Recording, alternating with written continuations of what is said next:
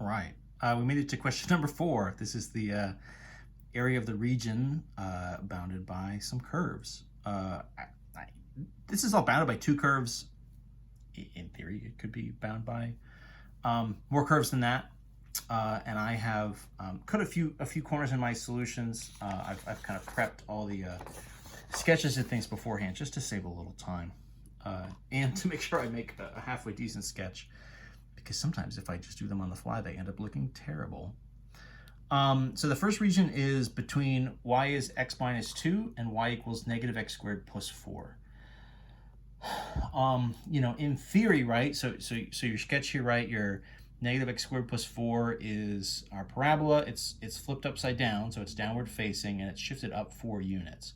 So it goes to 0, 4, and then it's sort of regular parabola heading down from there. X minus 2, of course, would just be the regular kind of y equals x, you know, 1/1 kind of slope line, but it's shifted down by 2. And so what you get is this region, right, from line to parabola. You're getting something kind of like this.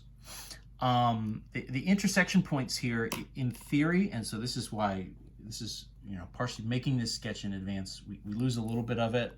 Technically, we should set them equal to find our intersection points. I guess the way the sort of homework in the book does this is they'll give you kind of a generic sketch, but they won't sort of give you a detailed version where you can see the points. You guys can tell, I'm sure, that this happens at -3 and 2.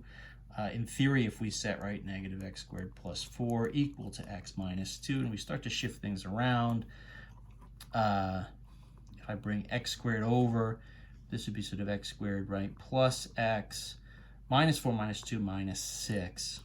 So then that's going to factor as x plus 3x minus 2, which is where we get this x equals -3 and +2. So those are going to be our boundaries here. If you have a pretty decent sketch, if you're able to just come up with a sketch without setting them equal, and you have a sketch that you feel pretty confident about, in theory, then you should have the boundaries directly from the sketch. So it depends a little bit on your setup and just how good your sketch is. The area here should be, right, so from -3 to 2, it should be the upper function minus the lower with respect to x. These are both y equals type functions. So it's just going to be upper minus lower. The upper one here is in purple, right? Is our parabola, and the lower is the line. So my setup is going to be, right, from -3 to 2, and I'm going to put these in parentheses: negative x squared plus 4 minus quantity x minus 2. And I'm going to shift that up so you can actually see what I'm writing.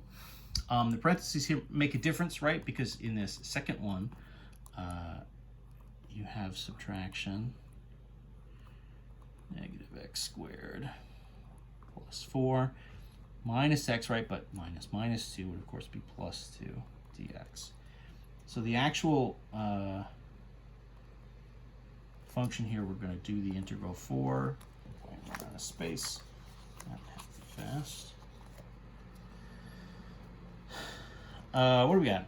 Negative x squared minus x plus 6 dx. Something kind of like that. Essentially the negative version of the one we had up above when we were setting them equal. So nothing super wild here, right, as far as the actual things we're working with. Once we get that set up, the upper minus the lower, we're kind of just writing it out from there, honestly. This one, technically, I said let's find the area. So I guess we should do that. This would, of course, go up right from squared to x cubed.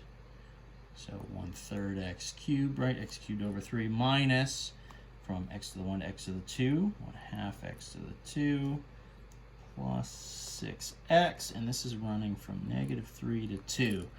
This is where I get cranky because now I have a bunch of different fractions that I'm supposed to put in here, and we get kind of bogged down for a minute. Let's just see how fast we can do this. We're gonna have numbers for both of these, aren't we? I shouldn't complain about this. If you guys have to do it, I shouldn't make it seem like it's some horrible burden.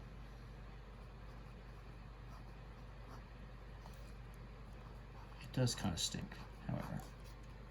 So 2 goes in, right? Negative 1/3, 2 cubed minus 1/2, 2 squared plus 6 times 2 minus the quantity. We'll put in negative 3.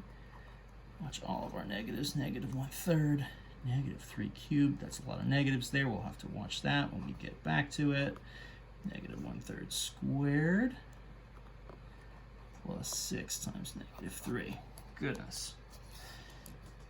So what are we dealing with here? This is going to be 8. So negative 8/3. This would be right.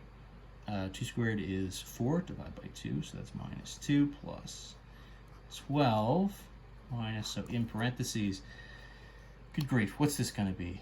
Negative 3 cubed is negative 27. Times negative 1/3 is positive 9. In parentheses, right? That's going to get subtracted. Negative 3 squared is positive 9. So minus 9/2 minus 18. Okay. So this is negative 8/3. This is what? Plus 10 minus the quantity. So 9 minus 18. So then that's going to be minus 9 minus 9/2. Keep it going. Keep it going. Negative 8/3 plus 10. So minus minus plus 9 minus minus plus 9 over 2. So this is 19. We're going to have to deal with thirds and halves.